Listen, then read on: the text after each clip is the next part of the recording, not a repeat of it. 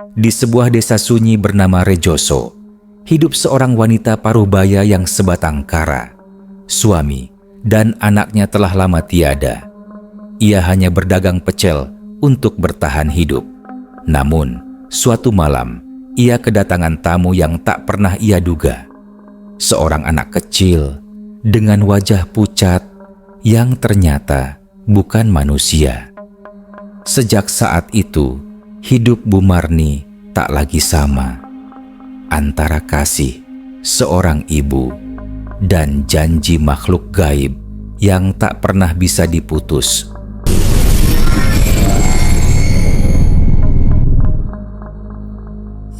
Desa Rejoso berada di pinggiran hutan kecil.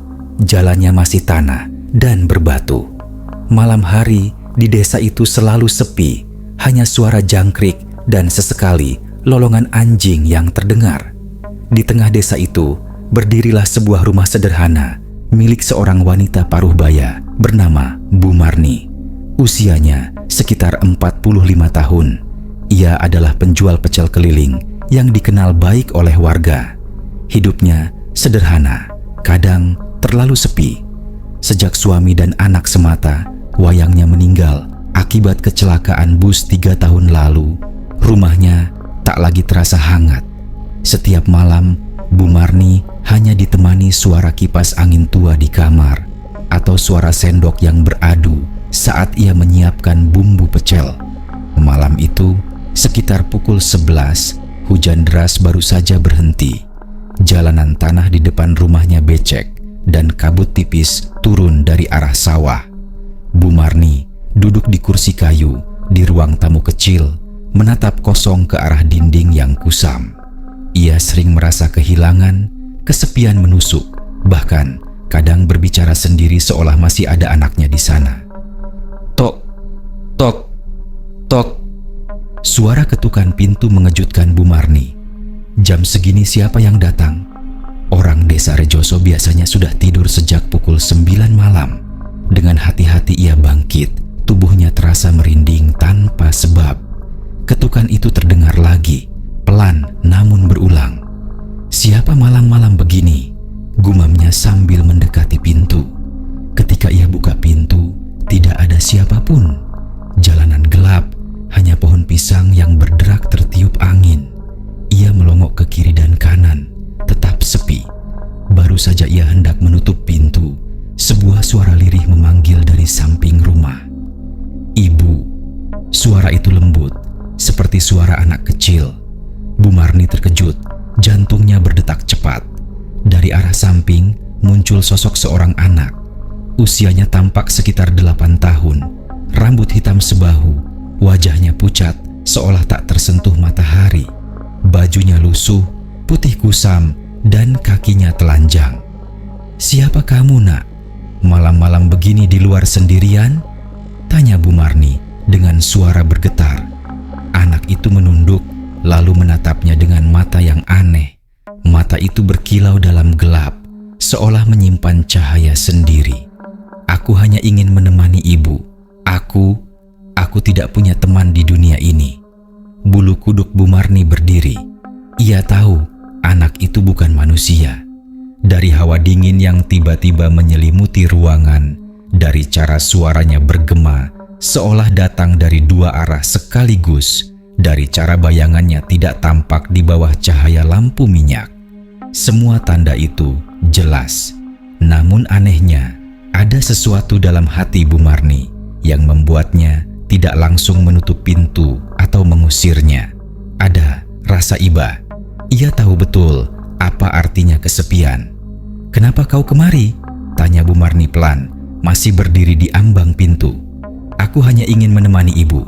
Aku tahu ibu sendirian. Aku juga begitu. Aku tidak punya siapa-siapa. Ibu, biarkan aku tinggal di sini." Kata-kata itu menusuk jantung Bu Marni. Ia teringat suaminya, teringat anaknya yang meninggal, teringat doa-doanya setiap malam yang selalu memohon teman bicara. Matanya berkaca-kaca, namun kesadarannya masih berusaha menolak. "Aku tahu kau bukan manusia. Aku tidak boleh berurusan denganmu." Anak itu tersenyum samar, tapi senyumnya justru membuat hawa di sekitarnya makin mencekam. Dari luar terdengar suara desis angin yang panjang, seperti ada sesuatu yang sedang mengelilingi rumah. "Aku tidak jahat, Bu," ucap anak itu lirih. "Aku hanya ingin membantu. Aku bisa memasak, aku bisa menemani. Aku tidak akan mengganggu." Bu Marni terdiam. Tangannya bergetar. Ia memegangi kusen pintu. Hatinya diliputi dilema, menutup pintu dan membiarkan anak itu pergi entah kemana, atau membiarkannya masuk dan menghadapi konsekuensi besar.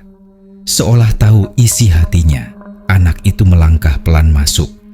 Tidak ada suara langkah kakinya, hanya hawa dingin yang semakin menusuk kulit.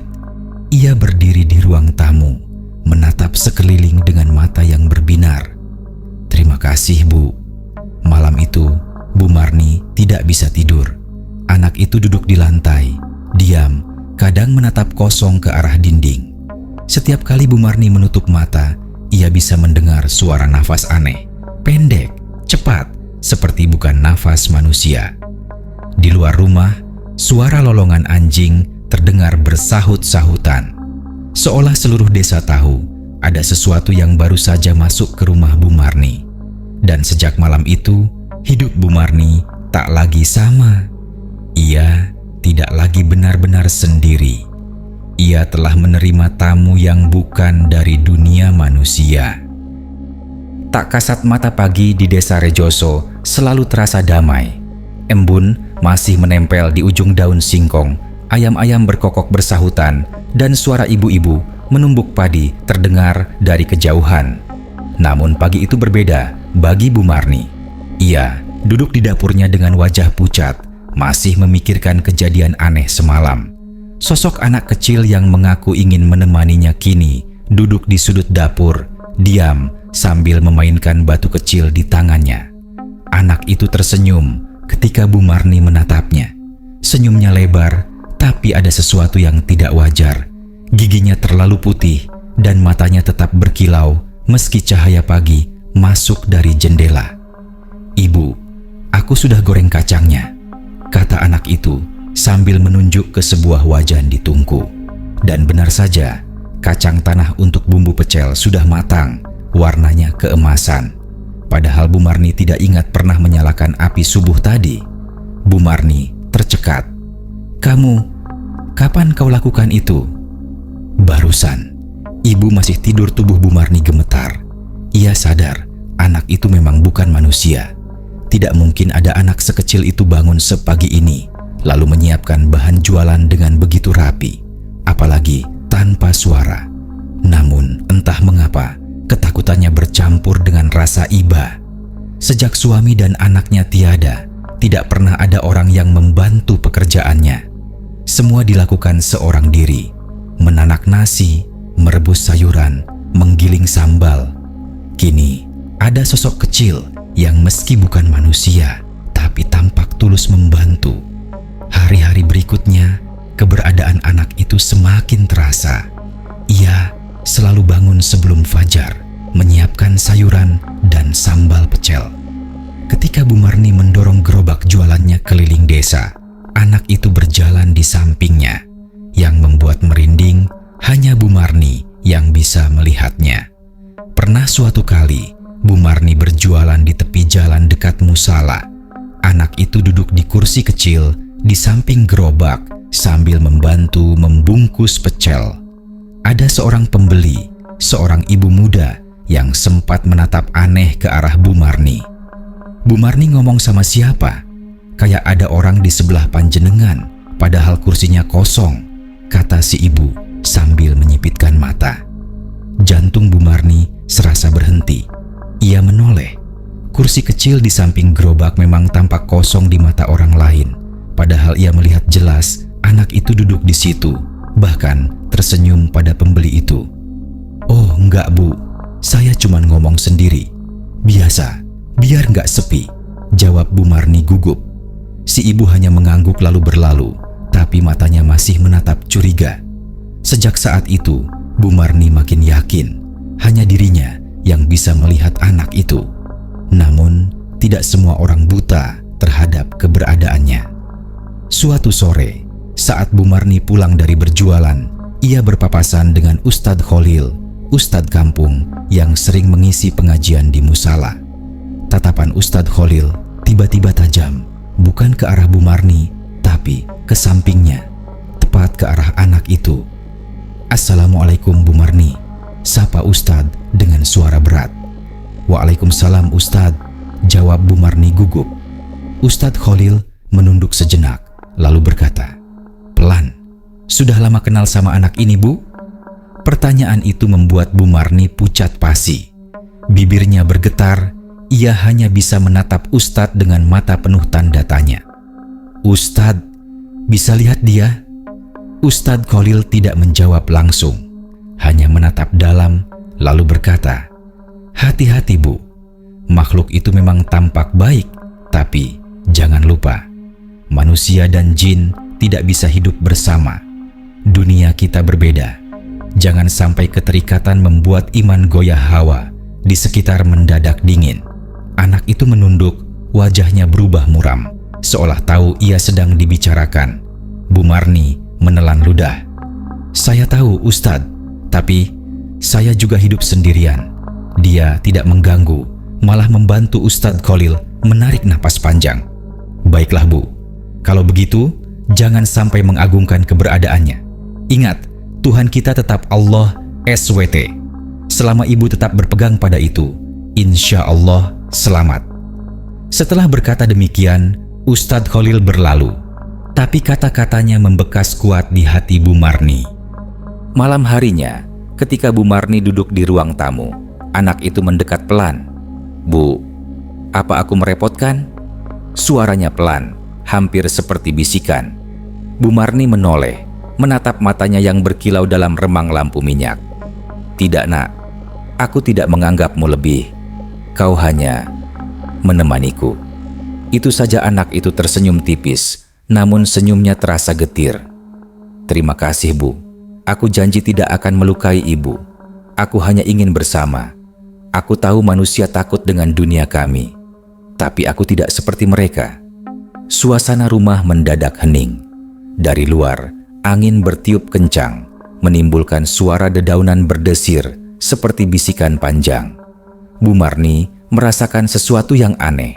Ada ketenangan sekaligus ketakutan yang bercampur jadi satu. Dan sejak malam itu, ia mulai menerima kehadiran anak itu sepenuhnya. Ia tidak lagi menganggapnya makhluk asing, melainkan teman. Meski ia sadar, teman itu bukan manusia. Namun jauh di dalam hatinya, Bu Marni tahu ia sedang melangkah ke jalur yang tidak bisa dipahami orang lain. Jalur yang penuh rahasia, jalur yang bisa saja menyeretnya ke dalam misteri gelap yang tak pernah ia bayangkan sebelumnya. Hari-hari Bu Marni berjalan aneh, tapi terasa lebih ringan sejak anak kecil itu hadir.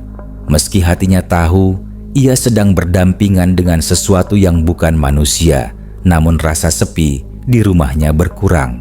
Setiap pagi, anak itu selalu sudah menyiapkan bahan pecel. Setiap malam, ia duduk menemani Bu Marni di ruang tamu. Kadang hanya diam memandangi lampu minyak yang bergoyang. Namun kehidupan tak selamanya tenang. Suatu pagi, Bu Marni merasa tubuhnya lemas. Kepalanya berdenyut, perutnya mual, bahkan tangannya bergetar hebat. Ia mencoba berdiri untuk memasak, tapi tubuhnya jatuh tersungkur ke lantai dapur. "Ibu," anak itu menjerit, wajahnya panik. Ia berlari menghampiri Bu Marni, mengangkat kepalanya. Meski anehnya tangannya terasa dingin seperti es. 5 hari penuh, Bu Marni terbaring sakit. Tubuhnya panas, tapi kulitnya terasa dingin. Ia tidak sanggup menyiapkan jualan pecelnya. Biasanya tetangga akan datang menjenguk, tapi entah kenapa, kali ini tidak ada seorang pun yang datang. Rumah itu seakan tertutup oleh sesuatu yang membuat orang enggan mendekat. Hanya anak itu yang merawatnya. Ia mengambil air dari sumur, mengompres kepala Bu Marni, bahkan menyuapinya bubur yang entah dari mana ia dapatkan. "Ibu jangan khawatir," katanya pelan suatu malam saat Bu Marni terbaring sambil menatap langit-langit. "Aku sudah urus semua. Ibu tinggal istirahat." Bu Marni terharu, tapi sekaligus takut. Bagaimana mungkin makhluk dari dunia lain bisa begitu perhatian, pikirnya. Namun tubuhnya terlalu lemah untuk banyak bertanya. Pada hari ketiga sakitnya, anak itu datang membawa sesuatu. Uang lembaran 100 ribuan yang tebal, terikat dengan karet. Ia meletakkannya di meja kayu dekat dipan Bu Marni. "Ibu, ini untuk ganti tidak jualan. Aku tidak ingin ibu kekurangan. Terimalah," katanya sambil tersenyum. Mata Bu Marni langsung melebar. "Astagfirullah, dari mana kau dapat uang ini?" "Tidak penting dari mana," jawab anak itu, menunduk. "Aku hanya ingin membantu. Uang itu nyata, bisa ibu pakai." Hati Bu Marni bergejolak. Di satu sisi, ia membutuhkan uang karena tidak berjualan beberapa hari. Di sisi lain, ia tahu benar, ini uang gaib, uang yang datang dari dunia yang bukan dunia manusia. Ia memejamkan mata, mencoba menolak godaan itu. "Tidak," suaranya parau tapi tegas. "Aku tidak mau. Aku tidak akan menerima uang haram. Aku hidup dari rezeki Allah, bukan dari dunia kalian." Anak itu terdiam, wajahnya berubah muram. Matanya yang biasanya berkilau tampak berkaca-kaca, seperti anak kecil yang merasa dimarahi ibunya. "Tapi aku ingin menolong. Aku tidak mau ibu susah." Suaranya nyaris berbisik. Bu Marni menoleh dengan penuh amarah bercampur ketakutan. "Kau dengar aku tidak butuh uang gaibmu. Kalau benar kau ingin menolong, cukup temani aku. Jangan bawa-bawa dunia kalian ke sini." Uang di atas meja tiba-tiba bergetar. Lalu satu persatu lembarannya beterbangan seolah ditiup angin meski jendela tertutup rapat. Uang itu melayang, berputar di udara, lalu hilang lenyap seolah terbakar oleh cahaya yang tak terlihat. Ruangan menjadi dingin sekali. Nafas Bu Marni sampai mengembun di udara. Anak itu menunduk, bahunya berguncang. Maaf Bu," katanya lirih. "Aku tidak bermaksud membuat ibu marah. Aku lupa, manusia tidak sama dengan kami." Melihat wajah polos itu, amarah Bu Marni perlahan reda. Meski ia takut, ia sadar anak itu bukan berniat jahat. Ia hanya tidak mengerti batasan dunia manusia. Dengan suara lemah, ia berkata, "Nak, aku ini manusia. Kau makhluk lain. Kita bisa berdampingan, tapi jangan pernah kau campuri rezekiku. Aku hidup hanya bergantung pada Allah Subhanahu wa Ta'ala. Kau mengerti?" Anak itu mengangguk pelan, matanya berkaca-kaca. "Aku mengerti, Bu. Maafkan aku." Sejak saat itu, anak itu tidak pernah lagi membawa uang. Ia hanya kembali membantu Bu Marni dengan cara yang sederhana, memasak, membersihkan rumah, menemani di kala sepi. Namun peristiwa itu membuat Bu Marni sadar ia sedang berjalan di jalur berbahaya. Jika ia lengah, iman bisa goyah. Kata-kata Ustadz Khalil beberapa hari lalu terngiang kembali. Makhluk itu memang tampak baik, tapi jangan lupa, manusia dan jin tidak bisa hidup bersama. Malam kelima, ketika Bu Marni mulai membaik, ia bermimpi aneh. Dalam mimpinya, ia melihat rumahnya dikelilingi sosok-sosok hitam tinggi besar tanpa wajah. Mereka berdiri diam, hanya menatap ke dalam rumah dengan mata merah menyala. Di tengah lingkaran itu, anak kecil itu berdiri, melindungi Bu Marni dengan tubuh mungilnya. Ketika Bu Marni terbangun, ia mendengar jelas suara bisikan di telinganya. "Kenapa kau menolak pemberianku? Kau lebih memilih manusia daripada aku?" Ia menoleh dengan panik, tapi tak ada siapapun. Anak itu tidur di lantai, wajahnya tenang. Namun hawa di ruangan begitu mencekam, seolah masih ada yang mengintai dari kegelapan. Bu Marni menutup mata, merapatkan selimut, lalu berdoa dengan lirih. Ia sadar Meski anak itu terlihat polos dan baik, dunia di baliknya penuh ancaman yang bisa menyeretnya kapan saja.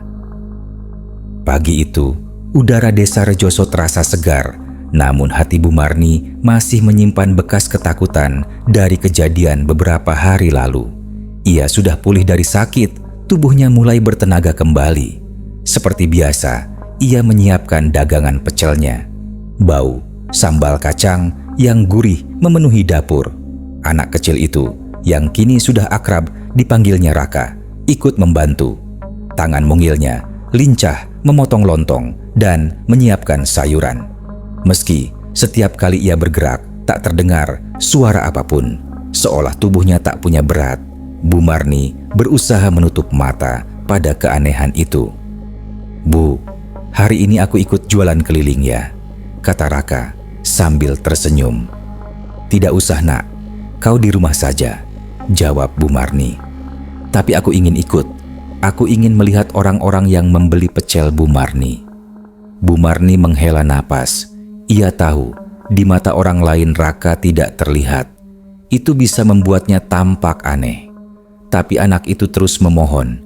Matanya berkilau, memohon seperti anak kecil sungguhan. Hati Bu Marni yang lembut tak tega menolak. "Ya sudah, ikutlah. Tapi jangan bikin ibu repot," katanya akhirnya. Raka tersenyum lebar, wajahnya bersinar, meski bagi Bu Marni senyum itu terkadang menimbulkan hawa dingin merambat ke tulang. Hari itu, Bu Marni berjualan keliling. Raka berjalan di samping gerobak, kadang menyapa pembeli meski mereka tak melihat. Beberapa pembeli sempat menatap aneh karena Bu Marni terlihat seperti berbicara sendiri. Ia menutupi dengan alasan, "Biar ramai, saya suka ngobrol sama diri sendiri." Meski begitu, dagangannya laris. Warga memang suka dengan pecel Bu Marni yang bumbunya khas. Sore hari, ketika matahari mulai condong, Bu Marni mendorong gerobaknya melewati jalan depan musala. Kebetulan, Ustadz Khalil baru saja selesai mengajar anak-anak mengaji. Ia berdiri di depan musala, menyalami jamaah kecil yang pulang satu persatu. Saat matanya jatuh pada Bu Marni, wajahnya langsung berubah serius. "Assalamualaikum Bu Marni," sapa Ustadz. "Waalaikumsalam Ustadz," jawab Bu Marni sambil menunduk hormat. Ustadz Khalil memperhatikan lama ke arah samping Bu Marni, tepat ke arah Raka yang bagi orang lain tidak terlihat. Sorot matanya tajam membuat Raka menunduk, wajahnya muram. Setelah orang-orang pergi, Ustadz mendekat. Suaranya lirih, namun penuh wibawa. "Bu Marni, sudah lama ibu mengenal makhluk itu?" Bu Marni menelan ludah. Ia tidak ingin berbohong pada orang alim seperti Ustadz Khalil.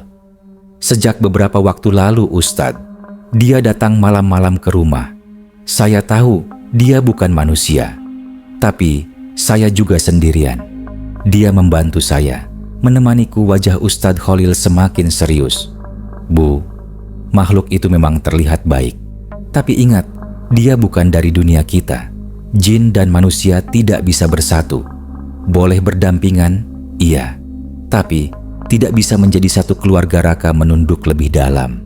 Ada sinar aneh di matanya, seperti rasa sakit bercampur marah. "Aku tahu Ustadz," kata Bu Marni lirih. "Saya tidak menganggap dia lebih. Saya hanya menganggapnya teman. Saya tetap sholat, tetap doa kepada Allah Subhanahu wa Ta'ala. Saya tidak menyembahnya." Ustadz Khalil menarik napas panjang. "Kalau begitu, bagus. Tapi saya ingatkan satu hal. Jangan sampai cinta atau kasihan membuat iman ibu goyah. Makhluk itu akan merasa terikat. Semakin lama, semakin sulit dilepaskan. Ibu harus hati-hati." Bu Marni mengangguk. Hatinya bergetar. Ia tahu ucapan itu benar. Namun, bagaimana ia bisa mengusir anak yang sudah ia anggap seperti anak sendiri? Setelah Ustadz pergi, Bu Marni menoleh ke arah Raka. Wajah anak itu tampak sendu. "Bu, apa aku merepotkan?" tanyanya pelan. "Tidak nak, kau tidak merepotkan. Tapi semua orang takut padaku. Mereka bilang Aku tidak boleh bersama manusia. Apa ibu juga ingin aku pergi? Pertanyaan itu menghantam hati Bu Marni. Ia terdiam lama, lalu berkata, "Nak, aku tidak pernah menganggapmu lebih dari sekadar teman. Aku tetap percaya Allah. Tapi aku juga tidak tega membiarkanmu sendiri. Kalau kau ingin di sini, jangan pernah ganggu kehidupanku. Jangan pernah minta sesuatu yang bukan jalanku." Raka menatapnya lama, lalu tersenyum samar. "Aku janji, Bu, aku hanya ingin di samping ibu, tidak lebih." Malam itu, Bu Marni berdoa lama sekali. Lampu minyak di ruang tamu bergoyang, bayangan di dinding menari-nari. Saat ia menutup mata, ia mendengar suara-suara aneh dari luar rumah, seperti bisikan banyak orang, bercampur dengan suara langkah kaki mengelilingi rumah. Ia teringat mimpi saat sakit, sosok-sosok hitam tinggi tanpa wajah yang mengelilingi rumahnya. Bulunya merinding. Ia sadar Raka mungkin bukan satu-satunya makhluk yang mengintainya. Di dalam kamar, Raka duduk bersila di lantai, menatap kosong ke arah pintu. Entah mengapa, mata anak itu malam itu tampak lebih hitam dari biasanya. Dan di luar rumah, suara lolongan anjing bersahut-sahutan, tanda bahwa malam itu bukan hanya manusia yang terjaga. Waktu berjalan cepat. Sudah 2 tahun sejak Raka muncul di rumah Bu Marni. Kini usia Bu Marni hampir 47 tahun. Hidupnya berubah banyak. Jualan pecelnya makin laris, bahkan ia sudah tidak perlu keliling lagi. Dari hasil dagangannya, ia berhasil membangun lapak sederhana di depan rumah. Setiap pagi, warga desa Rejoso ramai membeli pecel Bu Marni. Sambalnya terkenal pedas gurih, sayurannya segar, dan lontongnya selalu hangat. Orang-orang sering bertanya, "Kok sekarang dagangan Bu Marni makin enak ya? Apa ada resep baru?" Bu Marni hanya tersenyum. Ia tahu, di balik semua itu ada bantuan Raka, meski orang lain tak pernah melihatnya. Raka tetap setia di sisinya, seolah ia memang anak kandung yang tidak pernah Bu Marni miliki lagi setelah kehilangan putranya. Ia menata piring, menyapu halaman, bahkan ikut memotong lontong. Dan yang paling membuat bulu kuduk berdiri, setiap kali Bu Marni sholat, Raka ikut berdiri di sampingnya. Ya, Raka ikut sholat. Awalnya Bu Marni kaget. Suatu subuh, saat ia bangun dan menyalakan lampu minyak, ia melihat Raka sudah duduk di sajadah, menunggunya. Ketika iqamah dari musala kecil terdengar samar, Raka bangkit berdiri, mengangkat tangannya, dan mengikuti setiap gerakan sholat Bu Marni. Tapi ada sesuatu yang janggal. Sujudnya terlalu lama, seolah menempel ke lantai lebih dari 1 menit. Bacaan Al-Fatihahnya terdengar lirih, tapi suara itu bergema, seolah keluar dari banyak mulut sekaligus. Saat Bu Marni salam, ia menoleh ke kanan dan melihat Raka menoleh ke kiri dengan mata hitam pekat menatap lurus ke arah kosong. Hati Bu Marni bergetar. Ia tidak berani bertanya, hanya melanjutkan zikir dengan tubuh gemetar. Suatu malam, lapak pecel Bu Marni sudah tutup. Warga desa lewat di depan rumah. Beberapa masih mengobrol sambil berjalan.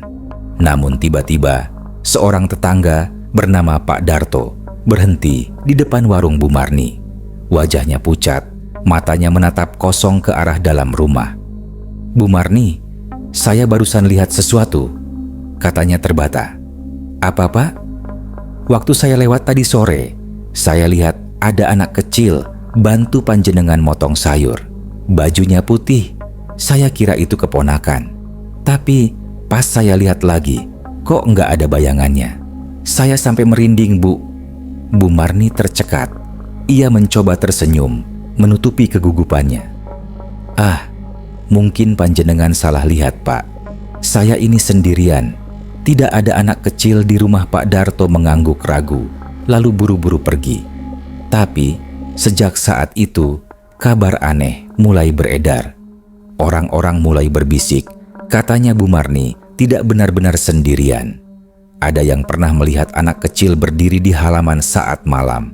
Ada yang mendengar suara tawa lirih dari dalam rumah, meski Bu Marni sendirian. Suatu sore, Ustadz Khalil mampir ke warung pecel. Ia membeli sebungkus, lalu duduk sebentar di kursi bambu depan rumah. Tatapannya tajam, lurus ke arah dapur. "Bu Marni," katanya serius, "makhluk itu masih bersama ibu ya?" Bu Marni menunduk. Ia tak bisa berbohong. "Iya Ustadz, dia tetap di sini." Sudah 2 tahun Ustadz Khalil menghela napas panjang. "Saya sudah menduga, rezeki ibu makin banyak, bukan karena dia. Jangan pernah berpikir begitu. Itu tetap dari Allah.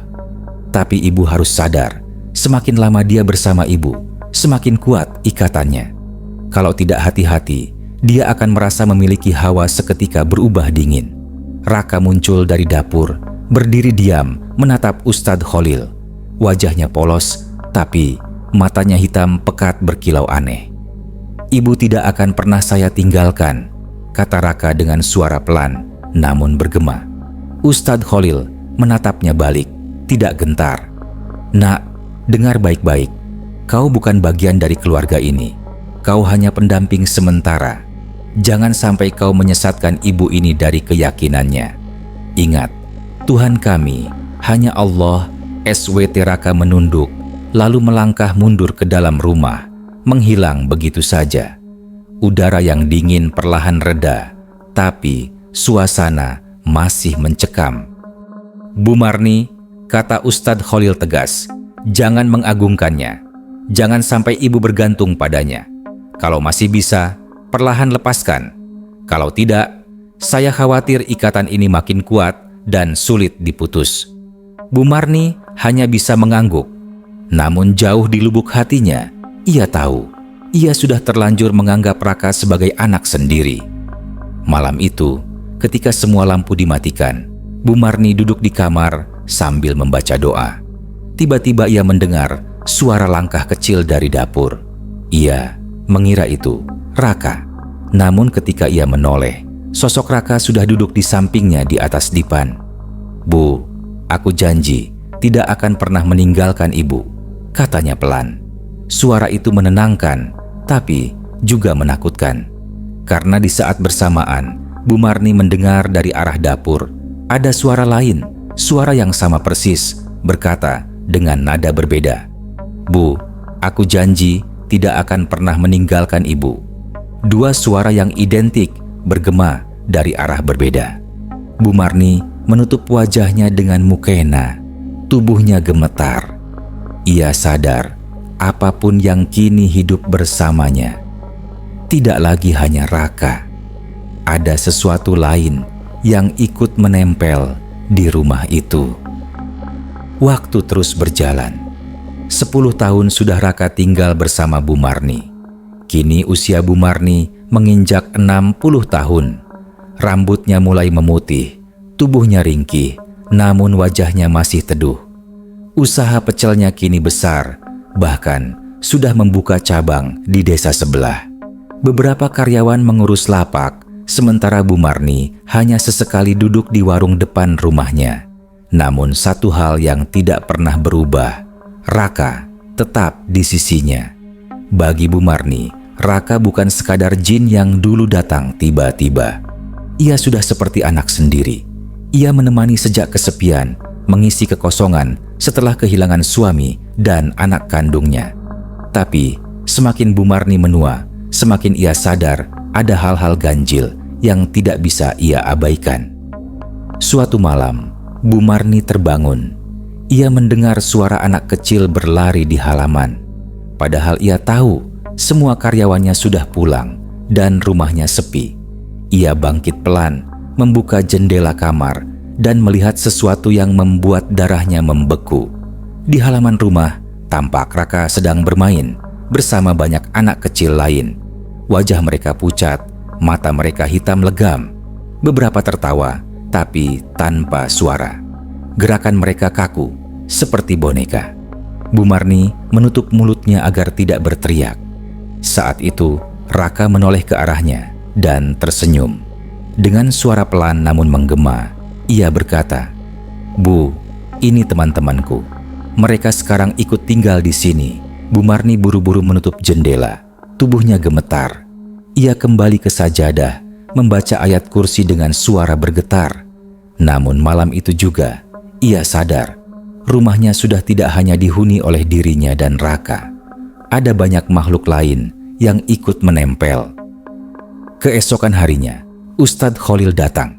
Ia mendengar kabar bahwa beberapa warga mulai resah.